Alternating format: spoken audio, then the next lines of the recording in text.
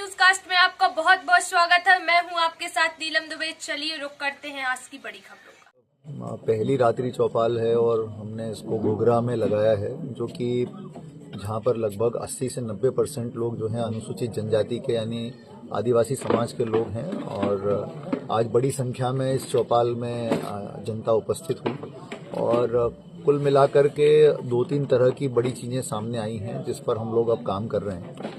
पहला तो ये देखने में आया कि कई सारी सरकार की हितग्राही मूलक योजनाओं का लाभ लोगों को इसलिए नहीं मिल पाता है क्योंकि उनके पास सही दस्तावेज नहीं है। तो जो सबसे पहला इम्पोर्टेंट दस्तावेज है, यदि उनके पास जाति प्रमाण पत्र ही हो तो जाति प्रमाण पत्र से ही उनको कई सारे फायदे जैसे राशन वगैरह सब मिलने लगता है। तो हम ये प्रयास कर रहे हैं कि अगले कुछ दिनों के अंदर हम बड़े पैमाने पे इसमें शिविर लगाएंगे ताकि जाति प्रमाण पत्र जो पात्र लोग हैं उनके सबके बन जाएं।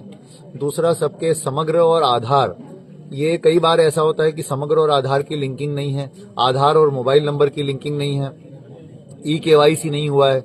इन सब कठिनाइयों के कारण कई योजनाओं का लाभ लोगों को नहीं मिल पाता। तो इस तरह की शिकायतें भी सामने आई। तो हमने ये भी प्लान किया है कि अब हम यहाँ पर और इसके आसपास के क्षेत्रों में इस तरह के शिविर साथ में लगाएंगे ताकि लोगों की ये समस्याएं पूरी तरह से दूर हो जाएं। इसी प्रकार से किसान सम्मान निधि को लेकर के भी लोगों की समस्याएं लोगों ने बताई कि पहले मिलती रही फिर नहीं मिल रही। तो ये सारी चीजें शिविर में हल होने वाली हैं। तो हम लोग इसके लिए पहली चीज तो जो है कि हम शिविर प्लान कर रहे हैं। दूसरा जो हम लोग प्लान कर रहे हैं वो ये है कि जो यहाँ से पलायन लोगों का होता है, मजदूरी करने के लिए दिल्ली जाते हैं, गुड़गांव, नोएडा जाते हैं, तो जो बात सामने आई, लोगों ने बताई कि साहब यहाँ पर सिंचाई की सुविधा यदि अच्छी हो जाती है तो यहाँ पर से पलायन बड़े पैमाने पर रुक सकता है। तो प्रधानमंत्री धरती आबा योजना के अंतर्गत और अन्य योजनाओं के अंतर्गत यहाँ पर तालाब की कुछ साइट्स के बारे में बताया गया है। तो उनका एक बार हम परीक्षण करा लेंगे, निरीक्षण करा लेंगे हमारे उपयंत्रियों वगैरह के माध्यम से, और उसके बाद प्रयास करेंगे कि यहाँ पर कुछ तालाब वगैरह स्वीकृत हो जाएंगे तो उससे यहाँ की जो है जीवन धारा थोड़ी सी बदल सकती है, लोगों का पलायन यहाँ से रुक सकता है। इसके अलावा यहाँ पर जो वनोपजें होती हैं उन वनोपजों का संग्रहण, उनका विपणन, उनका विक्रय, ताकि उनको सही लागत उनकी मिल सके हमारे आदिवासी भाई बहनों को, इसके लिए भी काम करने की मुझे लगता है बहुत आवश्यकता है। तो वनोपज और यदि सिंचाई के मुद्दों पर काम करते हैं तो हमें पलायन को रोकने में बड़ी मदद यहाँ पर मिल सकती है।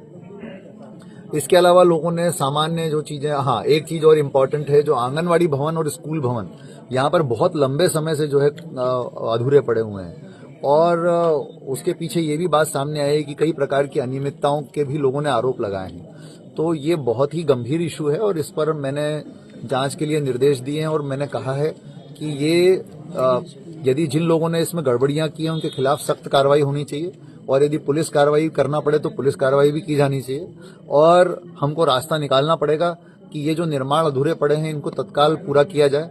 तो मैं कल महिला बाल विकास अधिकारियों के साथ भी परसों मंडे के दिन बैठ रहा हूं। तो ये अधूरे निर्माण कार्यों के बारे में हम समीक्षा करके जल्दी से जल्दी कैसे जो है इनके लिए पैसा मिल सकता है उस पर हम काम करेंगे। इसके अलावा कुछ समस्याएं जो हैं बिजली, सड़क और सीसी रोड, नाली, इस संबंध में भी मिली हैं।